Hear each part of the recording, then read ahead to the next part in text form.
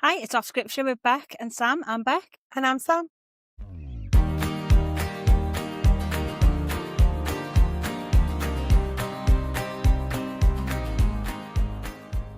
Today we're going to be doing episode 2 of Praying Like Monks, Living Like Fools, and it's Be Still and Know. So this chapter unpacks the meaning behind Psalms 46, Be Still and Know that I'm God. And I think that's quite a common one. I think most people will know that one.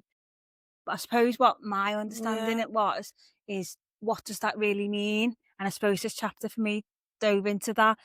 What does it actually mean? Like the posture of stillness. So, okay, everybody knows how to be still, so we speak, but still in your mind, still in your thoughts, being in the presence of the Lord. Yeah. Yeah, I understand what you're saying. I think what the book really drew on and the biggest takeaway point for me was living in a world of hurry Chaos. and chaos. Yeah.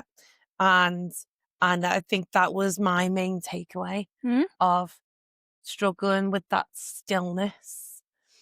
Um I think at the beginning of the chapter he made really good points of um big pinnacle aspects of the world with the clock.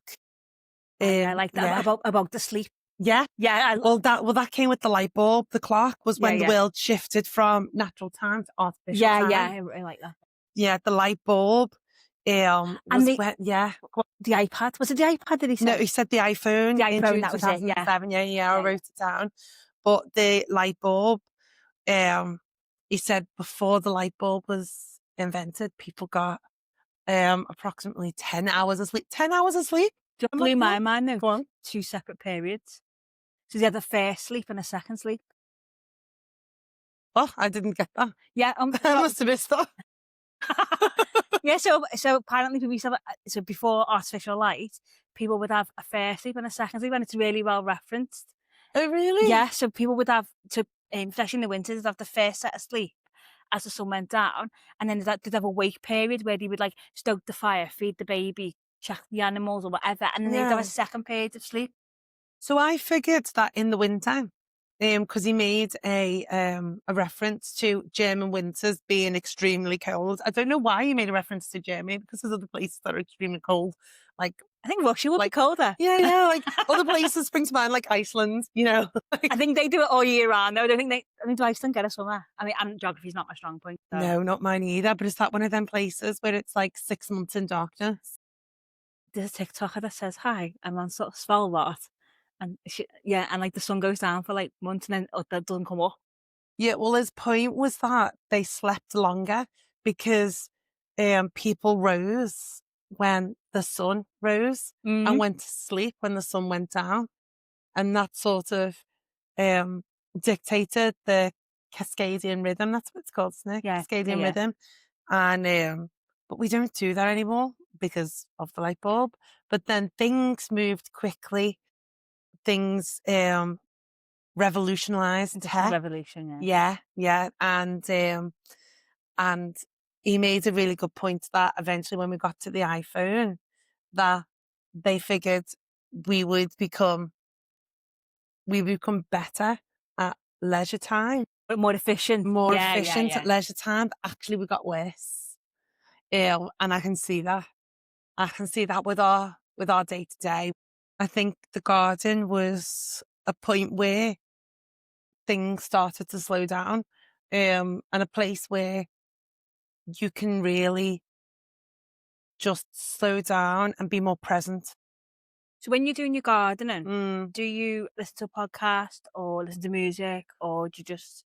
Sometimes for the big jobs, definitely. So like the big jobs of where I had to turn over lots of turf and actually do the big remodel part of the garden, then yes, because that's like really mundane.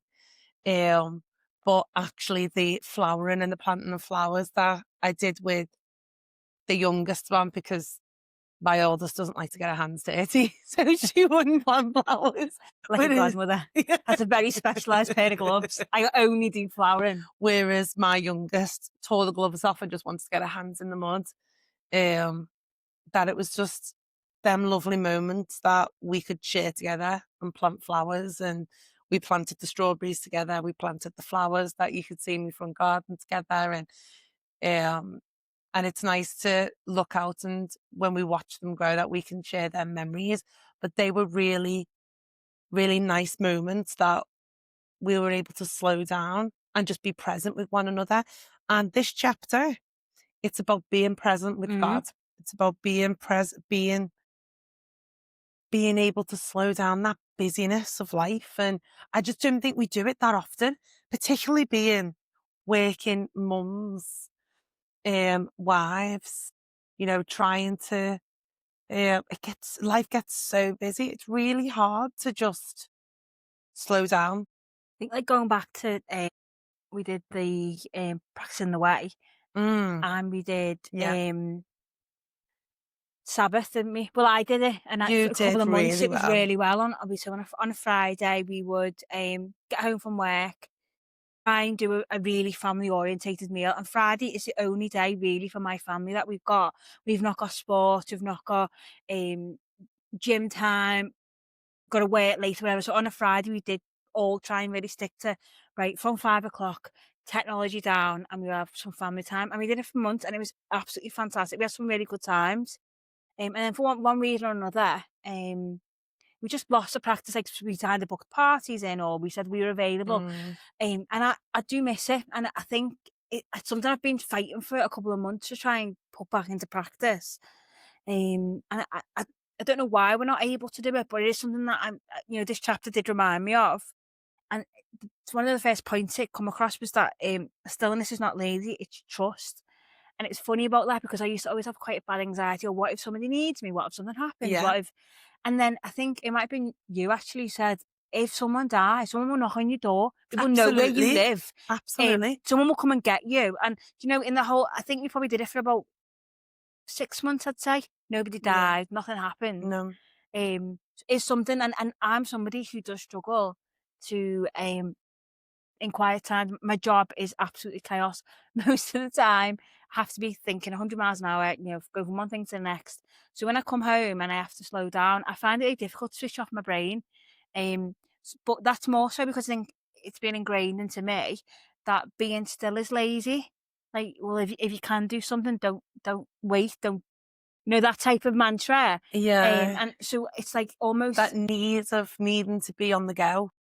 Yeah, and also for my validation, like, needing to feel busy makes me feel important, even busy around the house, busy in Yeah. work, busy, walk around the supermarket, go around as quick as you can, like. Always accomplishing something, isn't Yeah, it? Yeah. and I loved how it really challenged that and said, "It isn't lazy, it's trust, it's trusting that this is where you're meant to be right now at this moment. There's no better place for you to be." But there's a significant difference in that though, isn't there? So there's a significant difference with sitting around the house the entire day Hmm, and doing nothing at all yeah, and carving out time in a busy day and being still. And I think that's what we don't do. When we read the last chapter, we talked a lot about how if you really want to do something, you'll find the time to do it, yeah. and a lot of us, we make excuses like, oh, I was just so busy today because I've got X, Y, and Z. And we do it when we forget to text somebody back, when we, you know, Mind reply. yeah. Well, we haven't got telepathy. When we make these excuses all the time, and actually if something was really important to us, we would carve out that time to do it. And Mhm. this is just about carving out that time to be still. But I think because of the how tech influences our lives so much, and I think it's really ironic because we're recording a podcast as we say this, but tech tech runs the everyday life so much. It's really difficult to put that down and be still I think with the podcast, if and I'm be honest, quiet. would we meet up every Monday to talk about God or a book that we've read? No, and I do think that this is. I Yeah, mean, we do meet up every Wednesday and still and talk we do, about. yeah, we do. I mean, even today, I've had a really busy day in work, and I did take my Bible into work today, just because I'm trying to. If there is a moment in the day, rather than open my phone and scroll, I read something that said, "Treat your Bible like your phone," and not do you know what I mean? Just take it Yeah, with you, need it, have the yeah, opportunity. And, I did some Bible reading this morning. It was really like, even with the boys, was up, we having breakfast, still open my Bible, just thought, "No, just have a minute, it's fine." It's like finding them spaces to hear God speak. And so I think even doing this, I probably would not dedicate 2 hours on a Monday to really tech doesn't reflect. always have to be a bad thing. There is positive aspect to tech. Like we've got family in Portugal. We can keep in touch with Yep, them because of tech. We've got You've always got a Bible in your pocket because of tech. It doesn't even matter if you don't have a bag or you can't carry a large Bible around with you because you've got one in your pocket on your phone because of tech. So mm, there is really good aspects of tech, but it's when you get to that mindless brain rot scrolling or um I have this big issue where I become quite addicted to, them games that sometimes, when you're just like passing some time and you're just on some I mean, I don't know, is it like Candy Crush or whereas TikTok is not my thing. I'm never yeah, on it. I'm never on TikTok. I'm never on Instagram. I don't scroll on these kinds of things, probably a bit more on YouTube, but um but I think it's different vices for different people, isn't it? And it's I think it's recognizing that. Whereas I'll go, oh, I've been on that game a little bit too much and I'll delete it off my so phone. that's what I've done again. So Yeah. deleted TikTok again. So when I was this what this chapter really stuck to me this week is, I say that I'm busy, and I am busy. I'm not saying I'm not, but the small amount of time that I do have that I could spend in quietness with God, I maybe spend half of that time with God and half of it on TikTok. Yeah. And do you know what? There's nothing wrong with it. I do love it. It's not, and I am mostly on Christian TikTok. I love all the different creators, and like sometimes it's like Bible journaling. It's great, but Yeah. when that becomes a barrier, so I think the next point was busyness can be a barrier to hearing God. And Absolutely. so, and it is becoming a barrier. So if I'm spending 40 minutes on TikTok and 20 minutes in the Bible, Yeah. it's a barrier. And that slowly, and I have a propensity to do that. So, and it's funny because like, obviously in Lent, we both deleted social media at 40 days. I didn't flinch. It wasn't like a massive thing for me, Mm, but Easter Sunday at 12 at night, I downloaded it again. And I yeah. was like loving it. So I Yeah. think I just need to like from I know the you did because you sent me a TikTok I did. from I a was a Christian. Christian influencer. Love it. For me, it's that busyness being a barrier. So when you think of barriers, what do you need to do to overcome the barriers? And that's something I do a lot in my way. And what I would say is, for me, it's having time limited. I know you can have them apps that way, like, well, not laps, it's like on your phone, like screen time or whatever. Yeah. But just because you can say You no, just said that ignore. on TikTok. You can. You set your own passcode. Exactly. So Maybe. I know the password. Maybe give it to somebody else. Yeah, maybe give the passcode to somebody else. Yeah, but Maybe give it to your husband and be like, I can't control myself. Please set this passcode for me. yeah, so I think my little technique is actually from reading this chapter is I'm going to delete TikTok during the week and just spend some time at the weekend. Yeah. And once I've done a couple of things, whether that's Bible study, so maybe some meditation, even going to the gym, like because I do enjoy the gym. Just make Yeah. sure I've done them things that keep me healthy and keep me well. That's when it. Because I think it needs for me, technology needs to be used as to sort of help your life. You Yeah. shouldn't be a slave to it, and that's I am really bad at becoming a slave to it. I love my It, iPad. it quickly turns into an idol, doesn't it? And that is apt. I don't have many idols. I mean, I do love a handbag. I think I've reined that in recent years. But on the whole, something that I love is social media. Really, Yeah. yeah, And it becomes tough, but I think part of it is recognizing them idols, isn't it? For you to be able to change it. yeah. But I think I also a constant noise of social media drowns out the silence, and I have a problem with sitting in silence.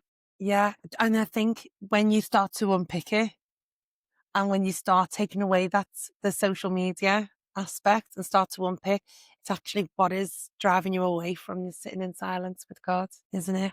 See, I love sitting in silence. Um, and it's, I just wanted to draw on the quote he put in from Dallas Willard, and I love Dallas Willard, the American philosopher. And he said, hurry is the greatest spiritual enemy of the day. And I mean, Not wrong. he is not wrong. And he wasn't even talking of today because he's no longer with us, like, I wonder what he'd say if he was here today. yeah, I mean, don't get me wrong. It's not like he passed away that long ago. I think it may be 10, But you 15 think years about ago, something like technology. that. But even in 10, 15 Yeah. years, we've came a long way. And I don't even think if you asked most um, priests, pastors, vicars, if you asked them what's the biggest spiritual enemy of the day, would they say hurry is the biggest spiritual enemy of the day? Like Dallas Willard did? I don't think they would. I think they did like some research, and it was like people who hurry the most are people in professional jobs, pastors. Yeah, And I was like, oh, that is funny because I would yeah, say my pastor or our pastor, whatever, we've got a couple. Um, he is always everywhere, and I yeah, think when it said that in the book, I was like, ah, yeah, that does ring a bell. So even like trying to get meetings in, just for like spiritual supervision, we are both like, oh, we can't, and I'm like, you're as busy as I am. yeah. So I think that is probably a trait for I've me. been, do you know what? Do you know what I think is? It mentioned doctors in that as well, didn't it?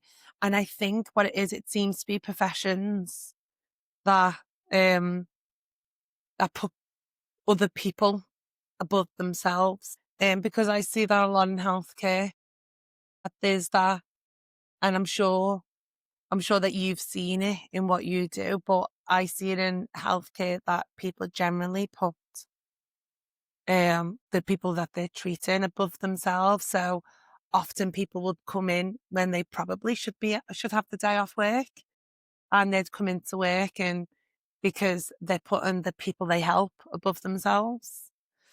Um, Suppose quietness and that stillness is a luxury that we don't mm, afford to yeah, ourselves. we don't. It's not that hard to do either. I mean, I think it is. No, sorry, it's not that hard to pave out the time. I think I mean to Yeah, say, yeah, yeah, yeah, I yeah. think actually doing the silence and the stillness is difficult, but and it can be tough, particularly because we're so used to being so busy to just quiet it down. And as what I think is a really important point is that people think stillness means switching off the brain, and we don't want to switch off the brain. And I think that's just an inaccuracy where people think, oh, I need to just switch Complete the, silence. yeah, I need to be in complete silence, but I have all these thoughts, so I can't sit in silence. So that means I can't do it. So I have to just give up.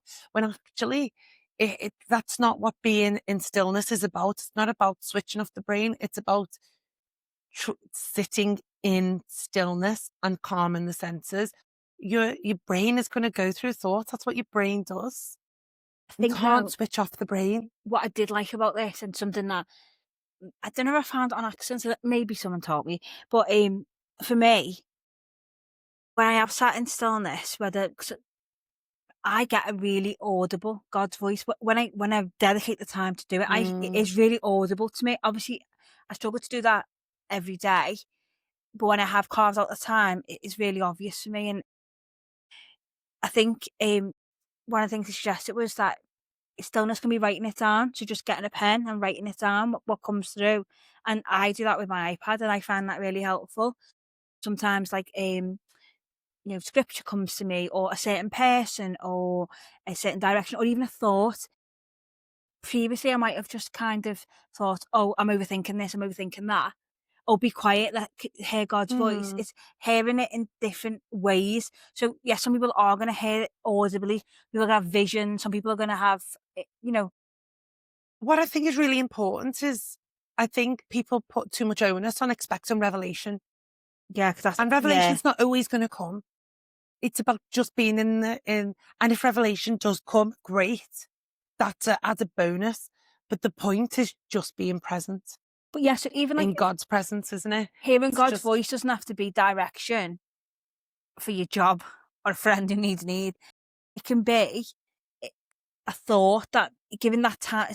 So what I found helpful is in the stillness, if a thought is coming into my mind, is that God asking me to really think on that or pray on it? So if it is a comment I made to a colleague that I thought, oh, that was a bit harsh, or because I do that sometimes. Or, I said something in a meeting and I thought, "Oh, I sound thick. Oh, everyone's gonna think I can't do my job." Like, and I sit there. But then I think part of that stillness is actually appreciating, "Okay, God, what are you saying to me about this? What do I need to pray over it? Do I need to do something Mm, about it? Or do I just need to process the thought? Does that thought need to come into my head and then it needs to leave?" But that's like another thing that, you can let thoughts flow in and flow out. And even imagining it as like, I think it was like a meditation kind of guided meditation that said, think of an image, whether it's a cloud or a sheep or whatever, and if you're someone who has lots and lots of thoughts, think of the thought going into that bubble, coming into your brain, and then going back out again. And if it comes back around, then maybe it needs more thought. But we have lots of passing thoughts, and people maybe like me. And the last point is like, it's not a personality trait, and I get that. But I've always said, oh, I'm not the type of person who can sit still. I'm not the type of person who can be in the quiet. But it's a discipline, and it kind of it is goes a back to discipline. the first chapter where you've got to it's a skill, you've gotta hone in the skill, if you don't do it. Exactly. Yeah, yeah. Yeah, you didn't get up out of the womb and start walking. You had to learn how to I mean, walk. in the womb, I wasn't even on my own, so I'm just gonna put that out there. I am a twin, so, like, So I you didn't had even help. I wasn't even in the silence then. I used to laugh and say I never even had my own womb. Never mind my own womb. um, but as well, I think we live lives making it about us, Don't and about me. actually, it's about God.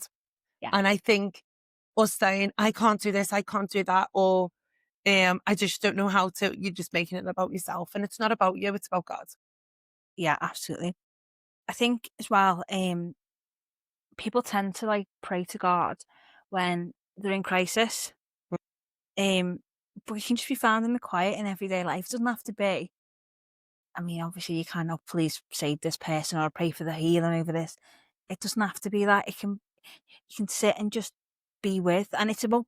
I think we've read lots of books that speak about, your relationship with God is that a relationship? So imagine me and you not being friends if I didn't spend any time with you. You'd be like, that's sus. Yeah, She's avoiding me. you're not building that relationship. Yeah, she's Absolutely. not letting me speak. She's not, not spending any time with me. Yeah. Um, you'd be thinking, well, what's going on? Like, why? Have a relationship? Do Yeah, we have a friendship? yeah. Yeah. So at the end, he gave us a task, and the task was to find a sacred place. And so I do this most mornings because of the chickens. I love this. I know. Because of the chickens and the strawberries in the garden and having to go to work. I wake up in the morning. That's the work thing. I know they've got that too. I wake up in the morning for the kids wake up. I feed the chickens, water the strawberries because they have to be watered every day. And I sit for a bit on the little deck Oh, you need area. that. Yeah, on my new deck. It's gorgeous, Fancy. isn't it? I love Yeah, it. yeah. I love it. And your new Yeah, chairs. on my new chairs. And it's become somewhat of a little sanctuary, a little sacred space that I can just sit down, and the way that it faces to where the sun rises. So when you sit there first thing in the morning, you can see just over the fence where the sun rises, and it's really beautiful. I love it. So that's my little sacred space to where I've spent some time to be able to be present with God. And so his task was to try and maybe use a chime on your phone so you don't have to time it and use Oh, a don't timer. look. So you don't have to open your eyes and look and be like trying to be present and be like, how long have I been here for? And carry on. Use a chimer. And I think I've taught you this before about you can have these YouTube videos that set off bells every 2 minutes. Yeah. But it keeps going. It just chimes a bell every 2 minutes so you know how long you've been silent for. But he said start with 2 minutes, and then I think he said in a month's time maybe go for 4 minutes, but try going every day. But I think this week we should really try every day finding a space that is a sacred space that we go to be still with God. I might find it a bit problematic because we do live in England and it does rain quite often. We have good weather this week. We hence the suntan and slight burn. Yeah. What I did last week after I read this, because I do get up at 5 and I do spend time with God. Don't really have, I know it sounds, sometimes I do sit in silence, but I love to follow in studies. So I only really get that time to do either like Bible podcast or something like, and I kind of follow a different study. But what I did do is, and I hope you're going to be proud of me, Go is on. during my lunch hour, and again, I did use technology and I may have used ChatGPT, but I planned a 10-minute walk from my office. It's like a loop. And I didn't take my phone because my office is like a pin code to get in. So I did a 10-minute walk with no phone, no headphones, and it's like through like a wooded bit. So I did like almost, I would say a prayer walk, but I didn't actually pray that much. My aim was, okay, I'm going to walk, but I'm going to walk in silence and I'm not going to engage in anything. Push back a little bit on what you're saying, Why?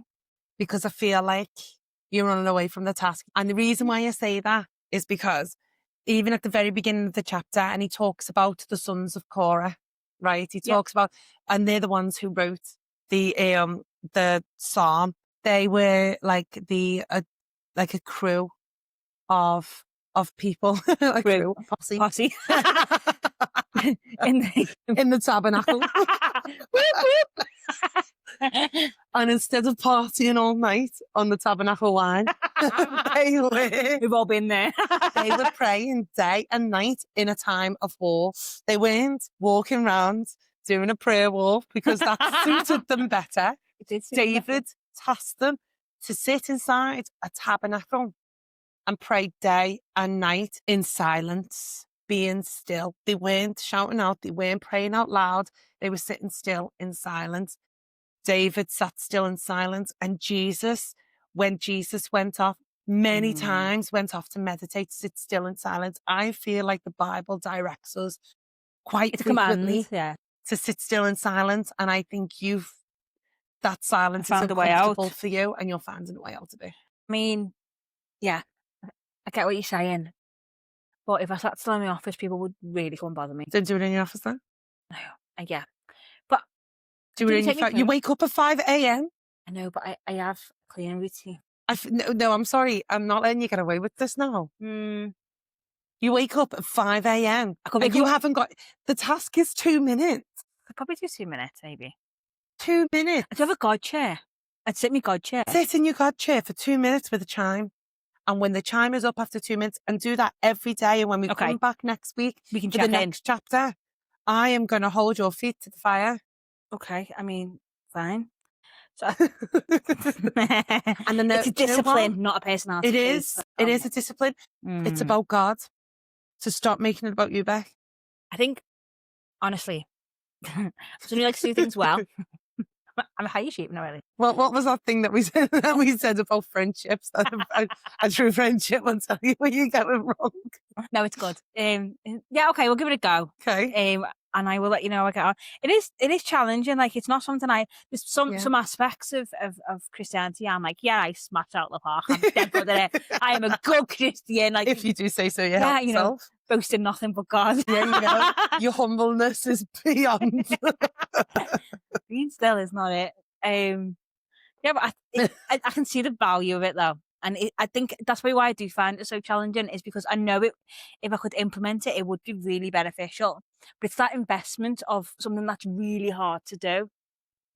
It is. You could ask me to run a 10K now and I'd do it. It is. Ask me to sit in silence for 2 minutes and can I walk? Yeah. And it's like, no, be still. The command is be still. Can I walk? No, be still. It's pretty clear, remember? Maybe you get some really good trainers that got no bouncing. They didn't make a sound. Be still. Okay. And know that I am God. That is the command from the sons of Korah. Psalm 46. Psalm 46:10. It does go on, you know. I know it does. Do you want to read it out too? Yeah, let's finish on that. Yeah, that is good. Yeah, for my reading, are you? Yeah, you read. Go. Okay. God is our refuge and strength, and ever-present help in trouble. Therefore, we will not fear, though the earth give way and the mountains fall into the heart of the sea, through the waters roar and foam, and the mountains quake with their surge. There is a river whose streams make glad the city of God, the holy place where the Most High dwells. God is within her. She will not fall. God will help her at break of day. Nations are in uproar. Kingdoms fall. He lifts his voice. The earth melts. The Lord Almighty is with us. The God of Jacob is our fortress. Come and see what the Lord has done. The desolations he has brought on the earth. He makes wars cease to the end of the earth. He breaks the bow and shatters the spear. He burns the shields with fire. He says, "Be still and know that I am God. I will be exalted among the nations. I will be exalted in the earth." The Lord Almighty is with us. The Mm. God of Jacob is our father. Oh, yeah. Sorry. It did finish on verse 11. Turn the page, Sam. So this has been Off Scripture with Bec and Sam, Yeah, join us the next week for our breakdown of chapter 3. which is Our Father. Oh, Father, yes. Yes. And I've I been am. dying to get started. That's because you can't wait to get past Be Still. No. See you next See week. you later. Bye. Bye.